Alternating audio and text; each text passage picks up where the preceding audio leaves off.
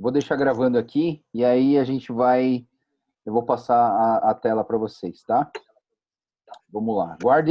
Vão guardando as perguntas aí para no final a gente poder compartilhar junto das questões, tá? Se você tiver alguma pergunta, alguma dúvida antiga sobre a questão da Trindade, hoje é o dia, né? A gente vai trabalhar um pouco essa questão da Trindade, tá? A gente está vendo o livro Base da Fé Cristã. A primeira aula a gente falou sobre a Bíblia. Segunda aula a gente falou sobre a que Deus se assemelha, que seria a questão dos atributos de Deus para as nossas vidas. E só lembrando daquela música que eu acho bem legal, naquele sentido de entender quem é Deus e que, na verdade, ninguém explica Deus e que Deus ele é muito maior do que a gente pode imaginar, mas o que a gente pode conhecer é o suficiente para para nós nos relacionarmos bem com ele, tá? Hoje, então, é aula 3, e porque a aula 3 a gente vai falar sobre Trindade. Não sei se tem a ver, mas assim, 3, Trindade, né? Acho que nada a ver, mas tudo bem, desculpa. A ideia de Trindade, ela é bem legal, mas eu queria que vocês ouvissem, eu não sei se vai funcionar, mas eu queria que vocês ouvissem esse vídeo. Esse vídeo, ele é de um cara chamado Adalto Lourenço. Ele vai fazer uma explicação bem legal sobre o que é santidade, ou sobre santidade, o que é Trindade de Deus. Eu queria que vocês pudessem escutar isso aqui. Os cristãos não fazem isso. Eu queria que você entendesse que nós, ao olharmos a ciência, nós vemos algo muito bonito. A fuga dessas pessoas que não querem aceitar o criacionismo não é uma questão científica. Ouçam o que eu vou lhe dizer. Não é uma questão de falta de evidência científica. O problema deles é mais profundo. Uma questão moral, uma questão ética, uma questão espiritual. O Dr. Henry Martineau, foi professor da Universidade de Yale por muitos anos, e ele era muito conhecido, as palestras que ele fazia, como ele trabalhava. Ele disse o seguinte a respeito dessa questão. Ele disse, no caso de Deus, ao dar a ele, ou seja, ao ser humano, uma identidade, um corpo, incluindo um cérebro, e ao criar as leis da natureza, as quais aplicam-se ao homem, as quais podem ser compreendidas e interpretadas pelo homem, Deus nos dotou de livre-arbítrio, portanto, com responsabilidade pessoal. Nós não somos máquinas. Isso deve ser considerado um dom de Deus ou um ato derradeiro de graça. Eu quero que vocês entendam que não existe evidências contra a criação.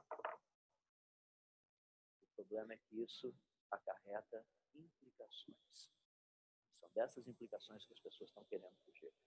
Por favor, se sua vida já foi resolvida com Deus, mas fugir disso. Já foi resolvido. Talvez o teu professor de física, de química, de biologia, sei lá o quê, ainda não tem esse problema resolvido. Ele vai querer substituir a verdade por alguma outra coisa. É comum isso. Agora, deixa-me dar um passo um pouquinho além dentro da ciência, caminhando para a reta final, para pensarmos a respeito dessa centralidade de Cristo, o que isso tudo tem a ver com a nossa vida, afinal de contas. Queria dar alguns argumentos científicos favoráveis ao Deus da Bíblia como sendo o Criador. É impossível provar que Deus criou o mundo. Deixa eu deixar claro. É impossível provar cientificamente que o Deus da Bíblia criou o mundo. Mas é possível provar que o mundo foi criado. Como é impossível provar que qualquer outro Deus que esteja por aí tenha sido o Criador do mundo. Mas a Bíblia nos dá umas dicas espetaculares. A Bíblia, a ciência, nos dá umas dicas espetaculares. Olha que coisa interessante. Ao estudarmos a natureza, o livro das obras de Deus, você pensa no tempo. No tempo, nós encontramos passado, presente e futuro. 3 em 1. Quando nós estudamos o espaço, nós temos altura, largura e profundidade. Novamente, 3 em 1. Quando nós estudamos a base da matéria, os átomos, nós encontramos prótons, nêutrons e elétrons. Novamente. Quando nós estudamos os estados da matéria, nós encontramos sólido, líquido e gasoso. Novamente, 3 em 1. Quando nós estudamos a base de funcionamento de uma célula, nós encontramos DNA, RA, proteínas, novamente, quando você pega a codificação genética, os nossos nucleotídeozinhos são sempre nos códons 3 em 1. Quando você estuda música, você tem melodia, harmonia e ritmo. 3 em 1. Você coloca um banquinho em pé, você precisa de 3 perninhas, 3 em 1. E a lista vai, eu poderia citar exemplos e mais exemplos. Qual a característica evidente da natureza? 3 em 1. Essa é a característica da natureza. O difícil é que se nós não tivéssemos a revelação, tudo que a gente poderia saber, não tenha dúvida, a posição científica, se não houvesse Bíblia no planeta, seria o seguinte: quem criou é 3 em 1. Essa é a evidência científica. Então, pessoal, eu só queria trazer esse vídeo para a gente pensar um pouquinho nessa questão do 3 em 1, que é a Trindade. A gente vai trabalhar essa questão hoje, né? Uma confissão de fé que... deixa eu ver se eu não estou conseguindo.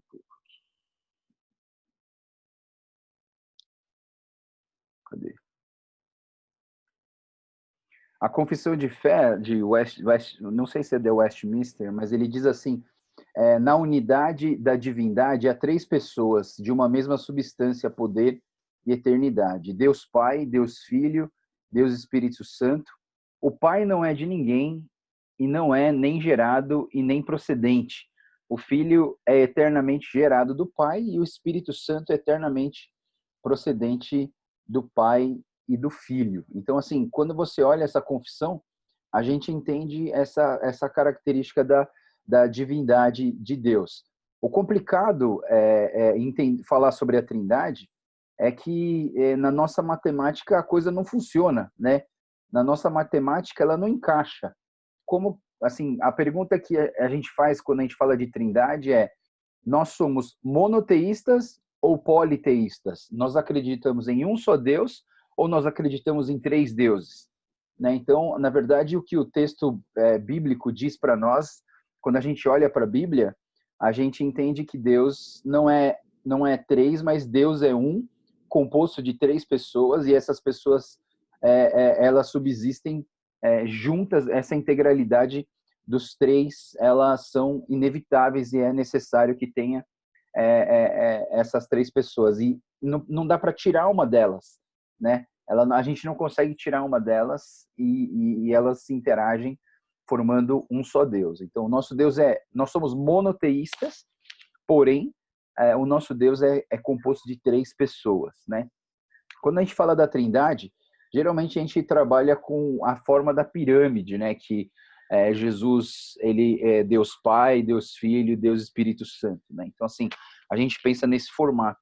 Mas, assim, nesse formato, a gente não tem uma correlação dos 3 simultâneo para formar quem é Deus, né? Então, você deixa na ponta de cima o Deus Pai, na ponta do lado o Deus Filho e na ponta do outro lado o Deus Espírito Santo, mas, na verdade, essa aqui não é a melhor forma da gente entender a Trindade de Deus. Eu acho que a melhor forma de entender a Trindade de Deus seria essas 3 circunferências que se encaixam uma na outra, formando essa florzinha aí no meio. E aí, quando a gente entende essa florzinha no meio, a gente entende essa correlação, essa integralidade das 3 partes de Deus, do Deus Pai, do Deus Filho e do Deus Espírito Santo. Então, você tem o Pai, você tem o Filho, você tem o Espírito Santo, e todo esse conjunto forma o que nós chamamos de Deus, né? Então, assim, é importante você conseguir enxergar a Trindade nesse sentido, né? Tudo isso é Deus, mas uma coisa não consegue ficar desligada da outra, né? Tá tudo interligado uma na outra, né? Então, assim, quando a gente fala sobre a doutrina da Trindade, que são 3 pessoas distintas, mas um só Deus, eu lembro que quando eu estava no seminário, eu perguntei para o professor assim, que eu achava que a Trindade é que nem o shampoo da minha esposa, né? O shampoo condicionador, shampoo e anticaspa, né? São 3, mas eles estão todos dentro do mesmo invólucro, né? Mas assim, o professor falou: não, Joel, isso está errado. Por quê? Está errado porque Os três, o Deus Pai, o Deus Filho e o Deus Espírito Santo, os três eles têm a mesma substância. Eles são pessoas diferentes, mas eles têm a mesma substância. E porque eles têm a mesma substância, então eles não podem ser shampoo, condicionador e anticaspa, porque cada um tem uma substância diferente. Então, ele disse o seguinte, que a melhor forma... Tem várias ideias que as pessoas tiveram sobre explicar a Trindade, mas uma das melhores formas de explicar a Trindade é assim, é 1 vezes 1 vezes 1, que é igual a 1. Então, assim, a melhor forma de explicar a Trindade é nesse sentido. É 1 vezes 1 vezes 1 igual a 1. Por quê? Porque os três têm a mesma, o mesmo conteúdo, o mesmo valor, a mesma característica, e quando multiplicados um pelo outro, você tem um só. Né? Então, assim, é isso que dá trabalho para a gente falar sobre a questão da Trindade. Né? Então, assim, 1 vezes 1 vezes 1 igual a 1.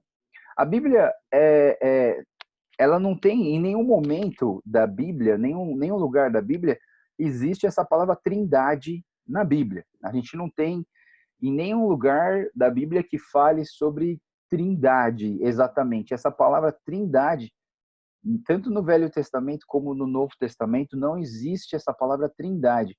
Mas sempre que a gente olha para a Bíblia e quando você lê o texto da Bíblia, você percebe que essa Trindade já existia. Por exemplo, Gênesis 1:26, ele diz: então disse Deus, façamos o homem à nossa imagem e à nossa semelhança. Quem falou isso? Né? O Deus Pai, Deus falou com quem? Porque está aqui o verbo está conjugado na primeira pessoa do plural. Quem estava com Deus? Será que eram os anjos?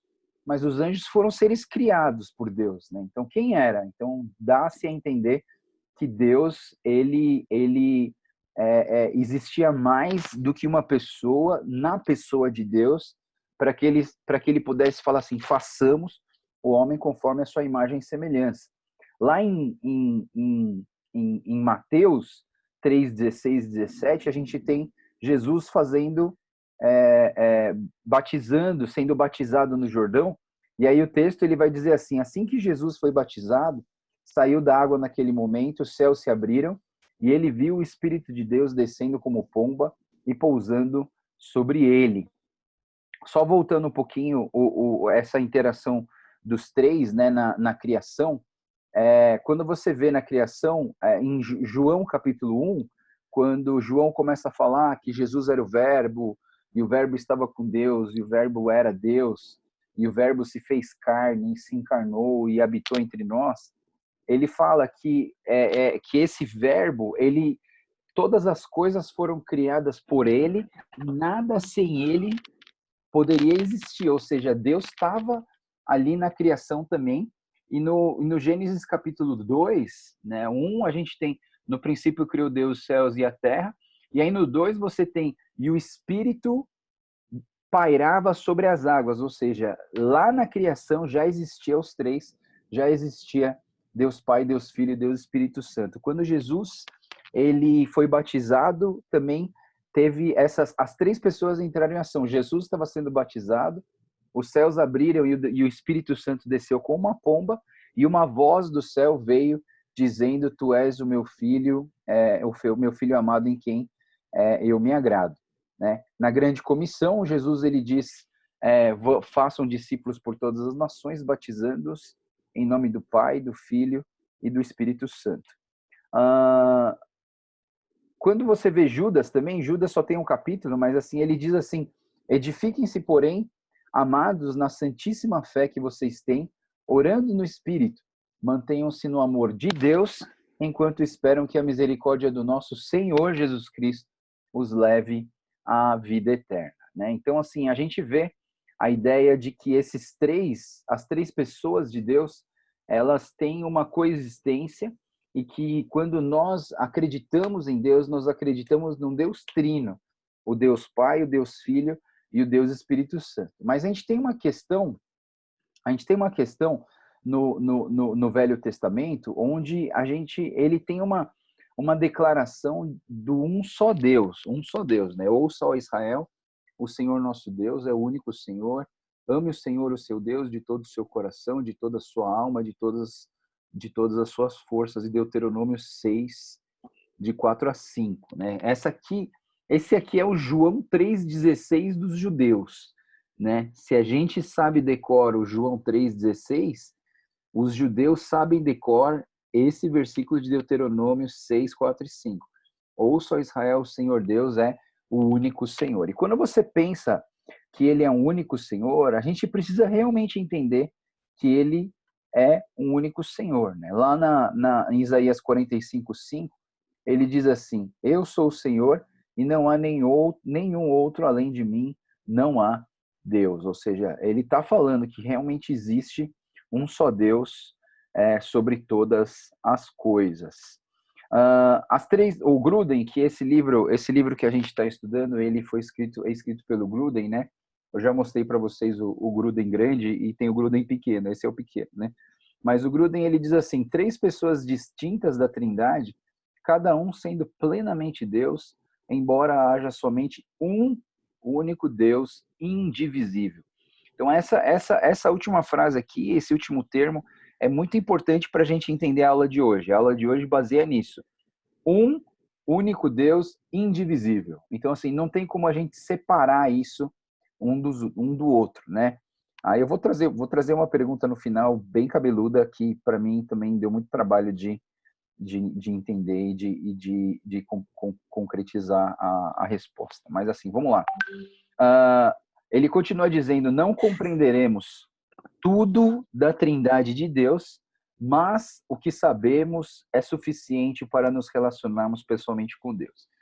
Não precisa ficar preocupado se você não entende tudo sobre a Trindade, tá, pessoal? Não precisa ficar preocupado.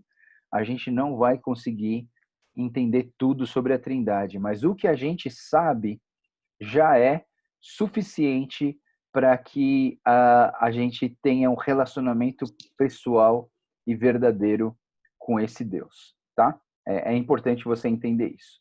A outra questão que a gente precisa entender dentro dessa Trindade é os papéis distintos da Trindade. Cada pessoa de Deus, o Deus Pai, o Deus Filho, o Deus Espírito Santo, eles têm características distintas e a gente precisa entender essas características distintas. Tem um cara chamado, como ele chama? Não sei que lá, Subirá.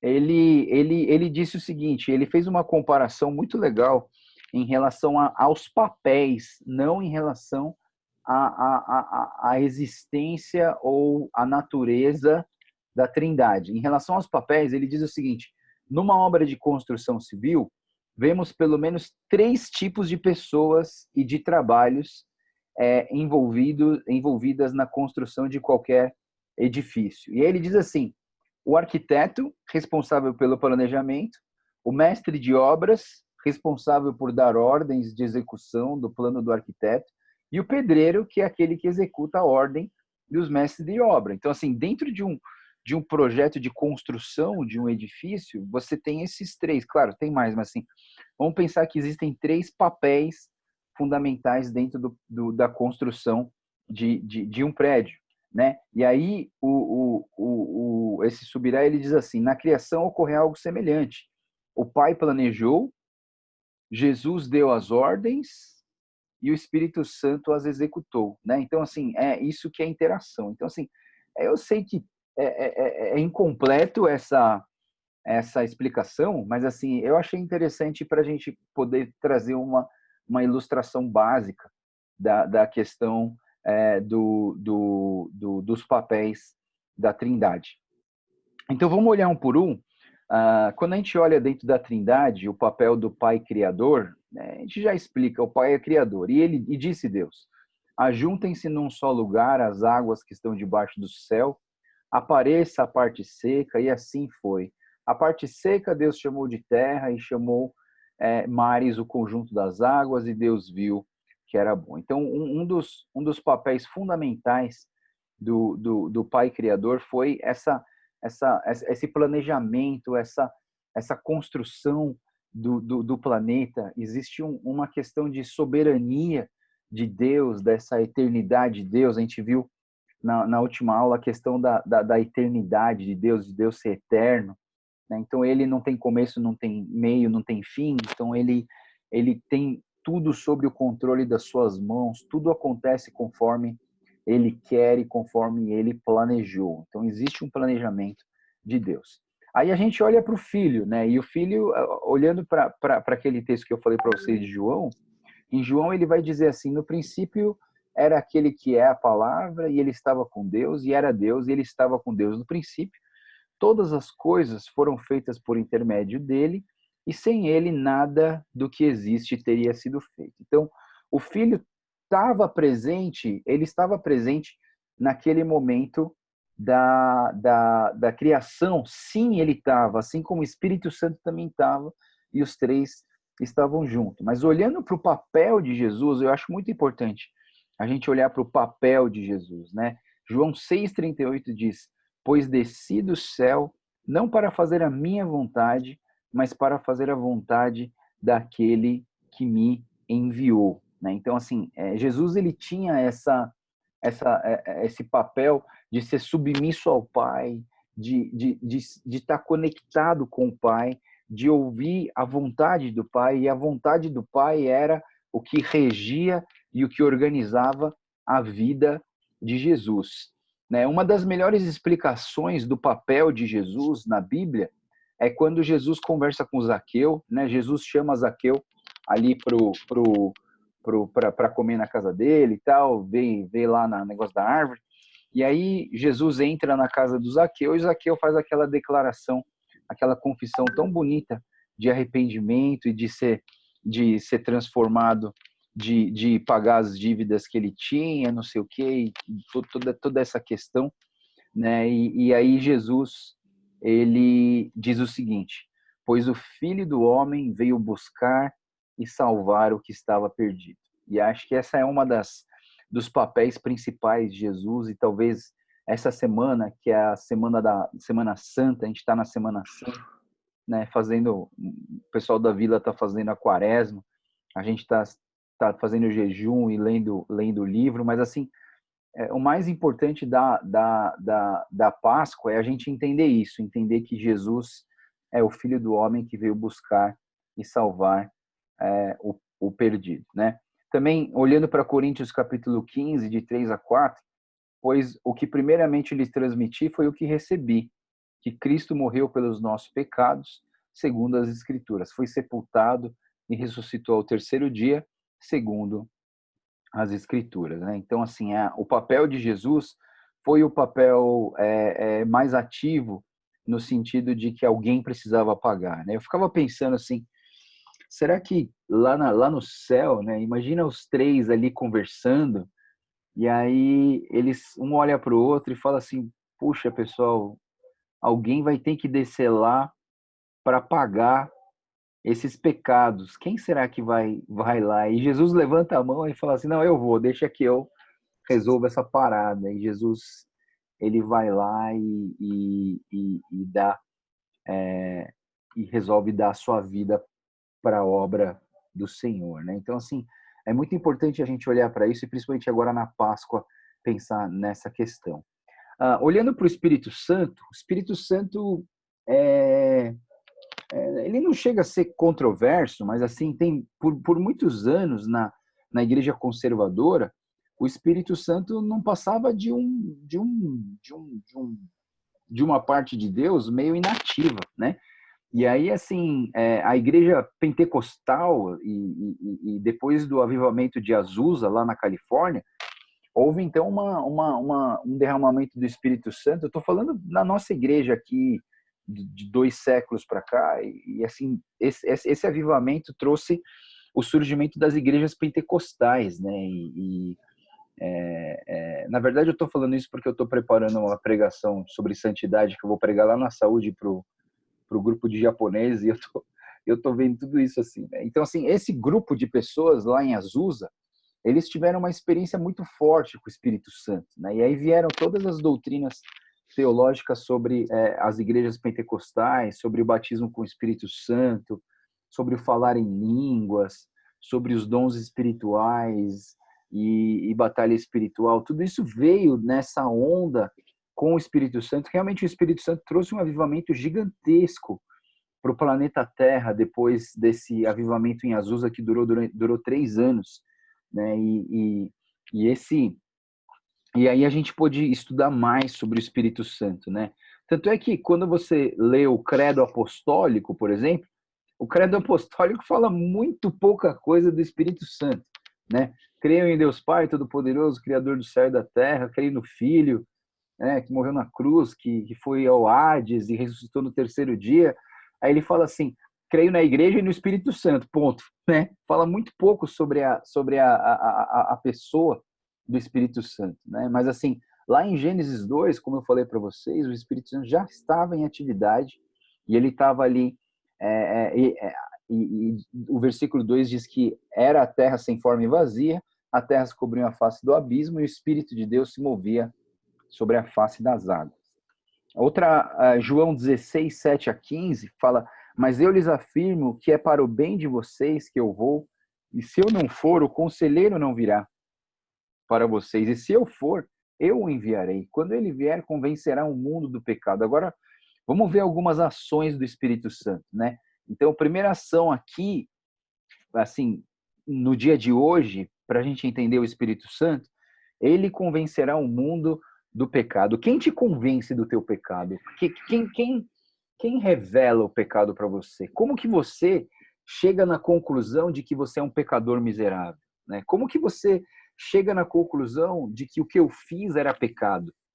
É a ação do Espírito Santo nas nossas vidas, né? Porque se você não deixar o Espírito Santo agir na sua vida, você não enxerga o pecado como pecado. Então, assim, uma das ações do Espírito Santo é convencimento do mundo em relação ao pecado. Do pecado porque os homens não creem em mim, da justiça porque eu vou para o Pai e vocês não me verão mais, do juízo porque o príncipe desse mundo já está condenado.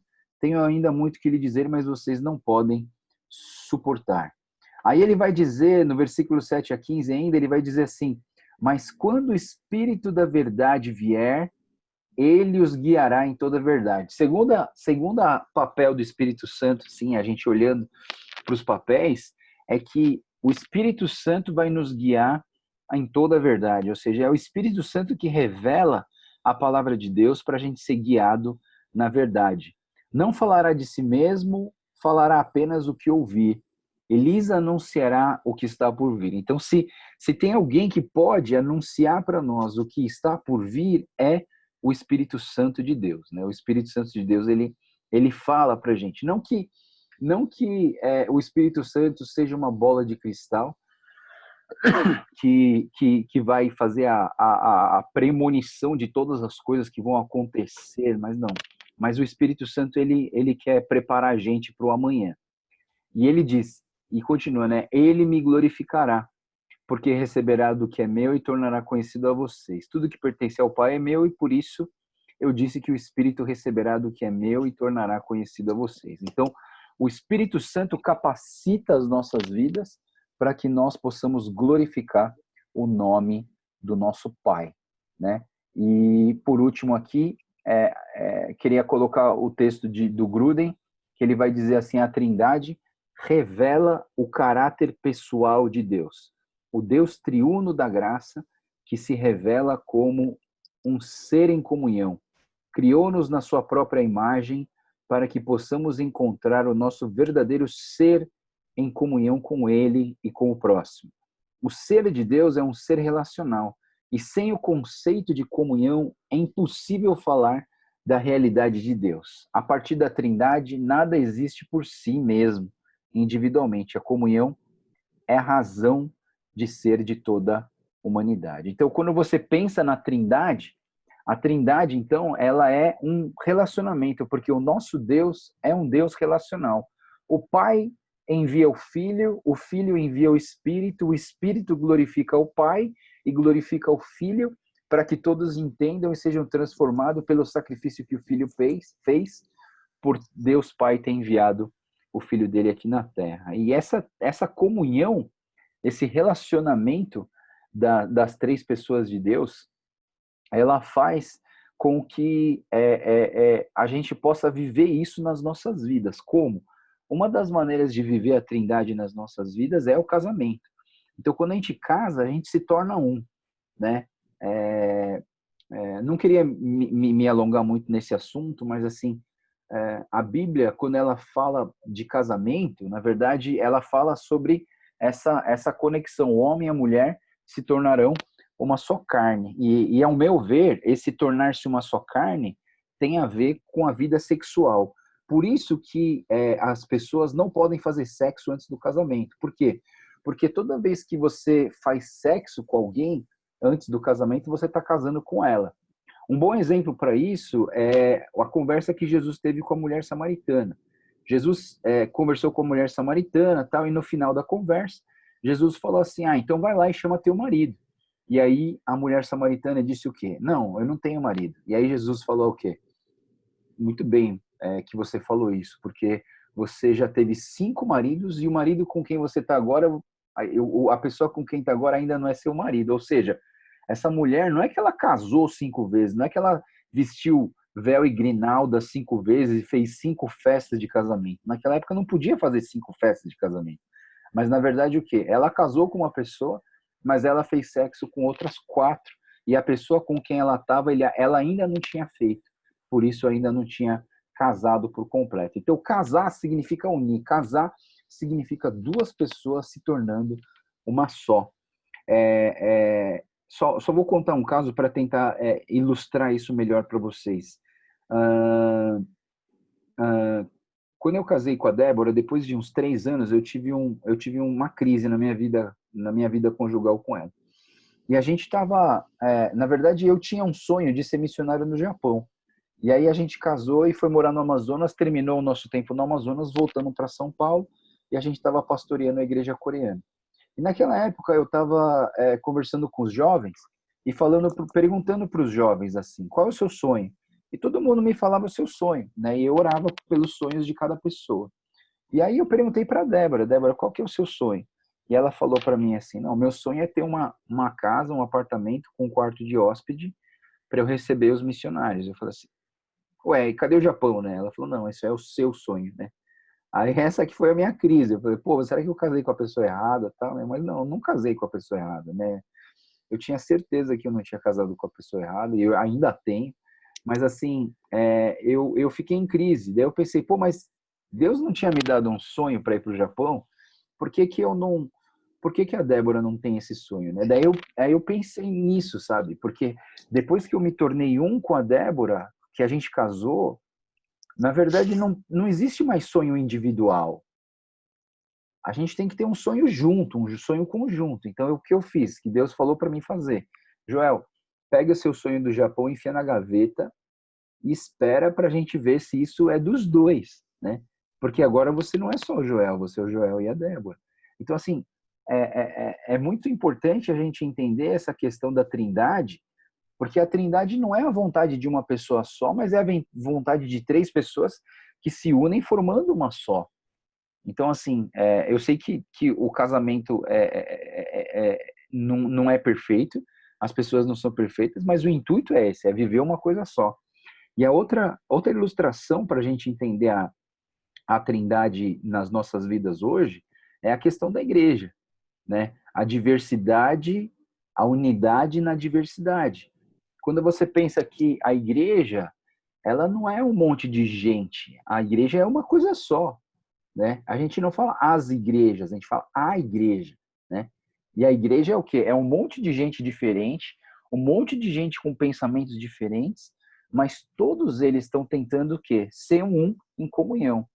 E é por isso que Deus fala nos 2 mandamentos principais dele: amarás o Senhor seu Deus de todo o seu coração e amarás o próximo como a ti mesmo. Então essa comunhão, ela forma a igreja, né? Aliás, o assunto do nosso Wave desse mês vai ser a igreja, né? A gente vai falar sobre a igreja. Mas, assim, a ideia é que a igreja é uma forma de se ilustrar e de se entender a Trindade nas nossas vidas, tá? Então, a matéria de hoje era essa. Eu só vou deixar uma pergunta.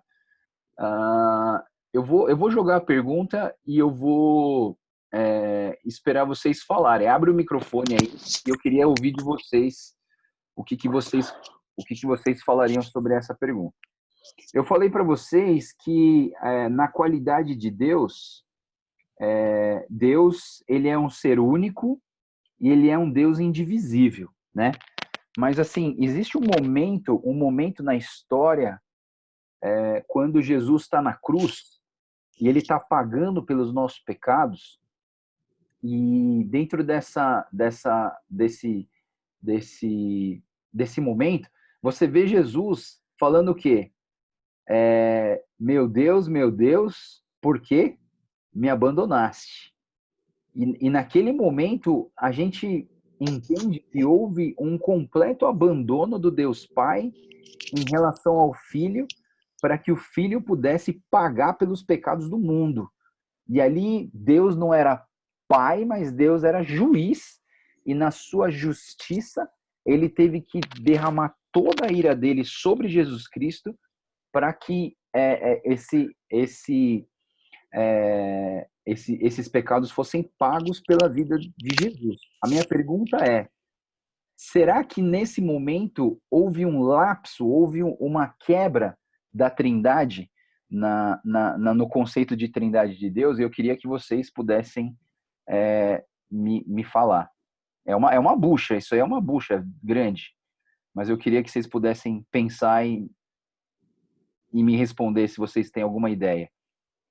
Vocês acham que aquilo foi uma quebra da Trindade, sendo que o nosso Deus é imutável? O que vocês acham em relação a essa questão? Aí é uma boa pro Jean, meu. É uma boa pro Jean.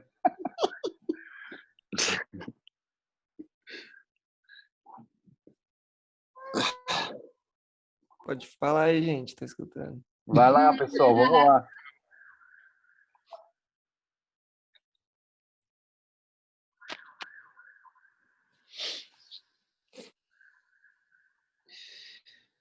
Eu não sei, para mim, eu acho que não houve uma quebra, não, meu. Não se imaginar uma quebra, né?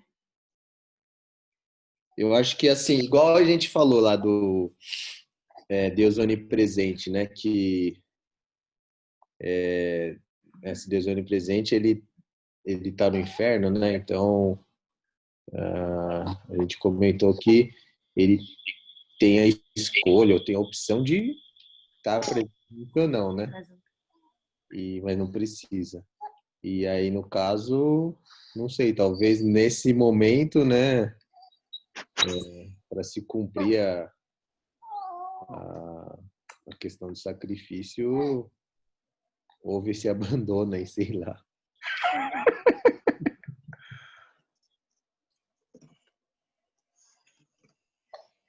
Que mais? Alguém tem mais alguma ideia, um pensamento em relação a isso? Essa pergunta ela é complexa, pessoal. Essa pergunta é bem complexa.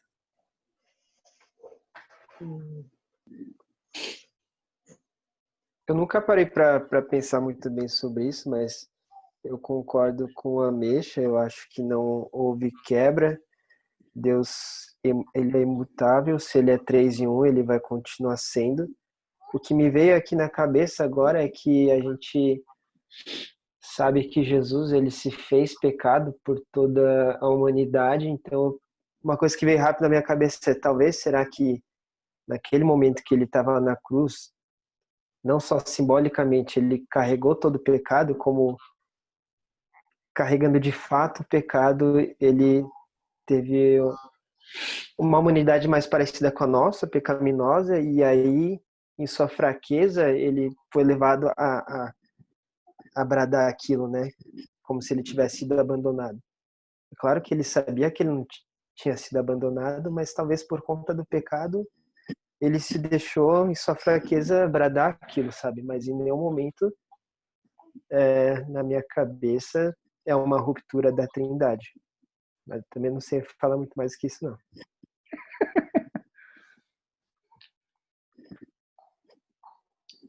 Eric, dá o seu parecer aí, Eric. Eu tô ainda no processo de pensamento ainda. Boa. O que mais, pessoal? Mais alguma ideia? Marquinhos?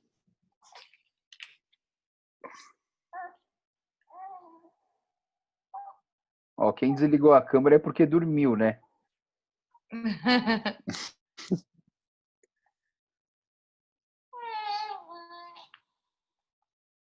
Tá, Acho que, pessoal. Fala, Aline. não, acho que isso que o Felipe falou é o que eu tinha pensado também, assim, não sei se é nessa relação, mas como eu falo que, né, quando o pecado nos afasta de Deus, né?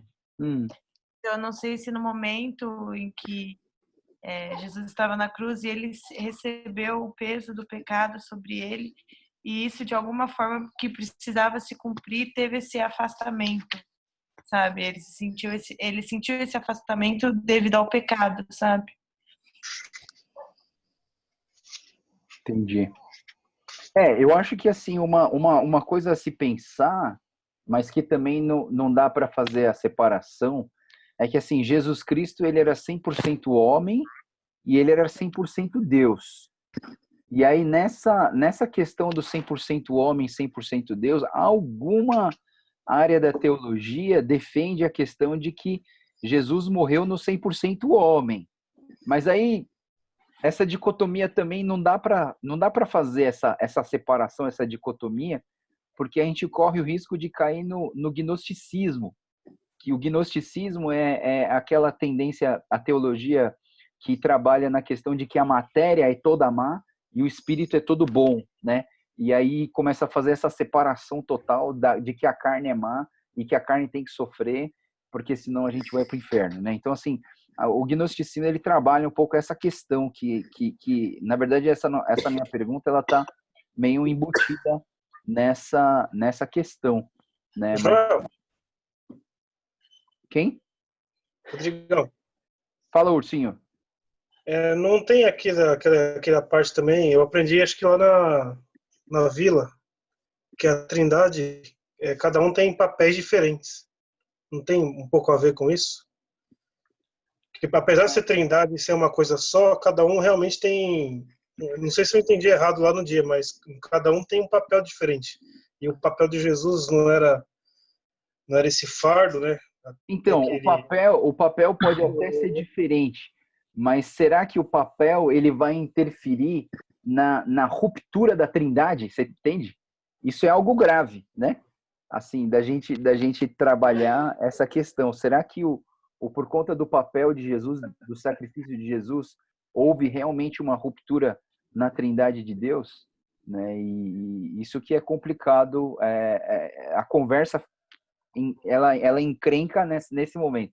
Não em relação aos papéis, eu acho que cada um teve o seu papel, mas assim, olhando para a Trindade, para essa, assim, ele fala assim, que haja um único Deus indivisível, ou seja, se ele é indivisível, não tem como a gente criar um lapso, né, ou a gente entender um lapso, uma ruptura na Trindade de Deus, né? É mais fácil a gente entender que na morte de Jesus, os três sofreram todo esse sacrifício, mas os três venceram a morte e ressuscitaram e juntos eles continuaram nessa indivisibilidade de Deus, né? Mas assim, só precisamos tomar cuidado com isso. Eu acho que eu sou também, eu apoio o argumento do Felipe, né, do Ameixa e da Aline, que fala que a gente não pode pensar que houve uma ruptura na Trindade, porque ela é indivisível. Se ela é indivisível, não houve ruptura na Trindade de Deus, né? Então a gente entende, na verdade, que nesse momento da Trindade, Jesus ele deu a vida dele por nós, porque só ele poderia fazer isso, porque só ele não tinha pecado, e ele carregou o pecado do mundo e morreu naquela cruz por todos nós para que nós pudéssemos estar livre do pecado, né? E isso não fez com que isso não foi uma ruptura da Trindade, mas a Trindade existia e continua existindo até agora, né? Mas é um assunto que acho que a gente pode buscar fontes e pensar melhor sobre isso, pessoal. Eu vou deixar essa pulga atrás da orelha de vocês para a gente trabalhar como lição de casa aí da Trindade. Pode ser? Mas Pode. Pode sim. Fala, Eu posso Karina. responder? A Karina é vai que falar. eu acho que não faz muito sentido, tipo, porque aí em que momento voltou, entendeu? É. Tipo, parou e voltou a partir de tal momento. É que assim, a ruptura na minha cabeça parece ser um negócio, tipo, real, sabe? Ou sei lá, teve. É que é muito estranho pensar numa ruptura e depois numa volta. Tipo, a partir do momento que separa, que momento que volta, Verdade. como volta, entendeu? Por que volta. Não sei, parece. Não faz muito sentido. Ó, o Jean tá mandando a gente ler Filipenses 2:7, pessoal. Filipenses 2:7. Por que ele não fala, mano? Seu microfone tá... Fala aí. Falaram, aí eu fiquei quieto. Hã? Que a Karina falou em cima do Jean, né?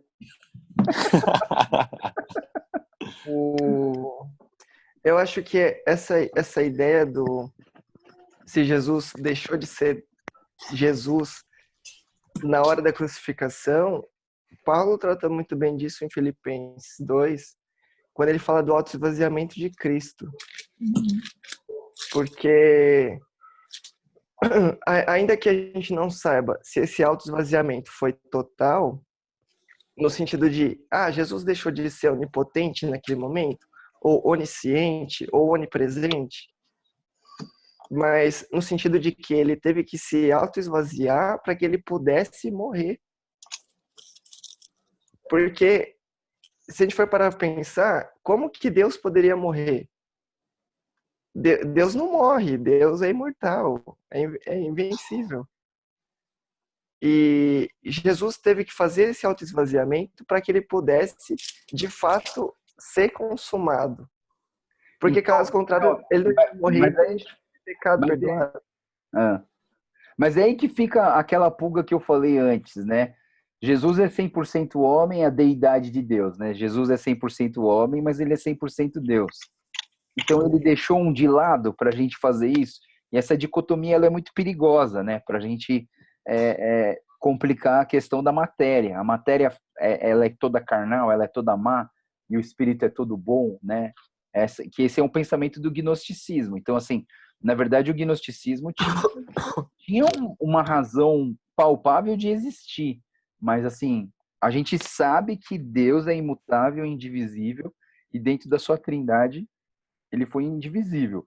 Sim, ele se esvaziou de si mesmo, né, no sentido de que ele não se usurpou ser igual a Deus, né, tornando-se igual ao ser humano, ele esvaziou-se de si mesmo e fez-se homem como nós. Ele era homem como nós, ele era finito, né? Mas e naquele ponto do sacrifício da cruz, né? Então, assim, houve ou não houve essa ruptura, né? Então, assim, isso é um ponto que vale a pena a gente dar uma pesquisada, uma estudada, tá? Pessoal, vou deixar essa pulga atrás da orelha de todo mundo e a gente vai procurar alguma resposta por aí, vamos dar uma estudada, vamos dar uma pesquisada e aí, na próxima aula, a gente começa discutindo sobre esse ponto, beleza? Tá bom? Então vamos orar para terminar, pessoal. Senhor Deus, obrigado pelo estudo do Bases da Fé Cristã e obrigado, Deus, porque a gente está entrando em assuntos tão importantes, tão relevantes na nossa vida cristã e que merecem uma atenção maior. Obrigado, Deus, por cada um que está participando aqui desse estudo e pedimos que o Senhor derrame sobre nós da Tua graça, do Teu entendimento e que o Senhor nos ensine mais a entender a Tua palavra e sobre o próprio Senhor, Pai. Te agradecemos pela conversa de hoje e eu peço que o Senhor esteja dando bom descanso para cada um e que possamos acordar renovados para mais um dia de correria amanhã, Pai. Te agradecemos por tudo isso e oramos em nome do Senhor Jesus. Amém. Amém. Beleza? Beleza. Eu nem abriu mais o olho, mano. Tchau, pessoal. Deus abençoe. Tchau, tchau. Falou. Tchau, tchau.